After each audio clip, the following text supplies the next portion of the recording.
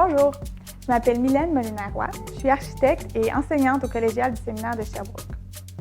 Dans la dernière année, j'ai travaillé avec l'École de développement professionnel pour mettre sur pied une formation sur le logiciel Revit qui est vraiment spécifiquement adressée aux professionnels, soit à tous ceux qui ne connaissent pas le logiciel mais qui seraient intéressés à migrer vers la modélisation de données de bâtiments dans leur pratique. La formation est divisée en 2 blocs d'une vingtaine d'heures qui visent à donner une vue d'ensemble du potentiel du logiciel. À la fin du premier cours, les étudiants sont déjà en mesure de modéliser des bâtiments simples, de faire la mise en page d'un document et de contrôler et personnaliser l'apparence graphique. L'idée, c'est vraiment d'avoir le contrôle sur les dessins qu'on est en train de produire.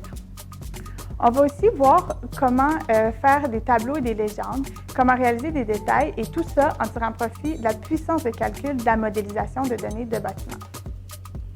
Le second cours permet de pousser plus loin et d'explorer les outils de collaboration qui se trouvent dans le logiciel.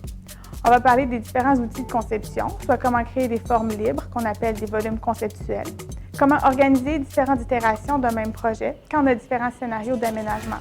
On va faire ça en utilisant des jeux de variantes. Puis, on va parler de la création de famille. Donc, on va voir comment on peut créer des paramètres pour contrôler la géométrie.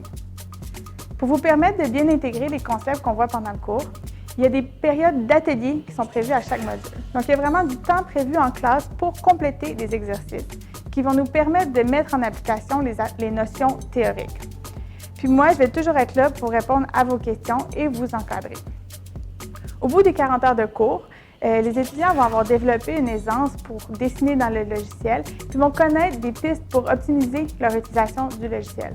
Donc, l'idée, c'est de savoir où chercher pour pouvoir réduire le temps nécessaire pour produire les dessins, pouvoir automatiser des tâches qui sont normalement répétitives et réduire les sources d'erreurs de coordination entre les dessins.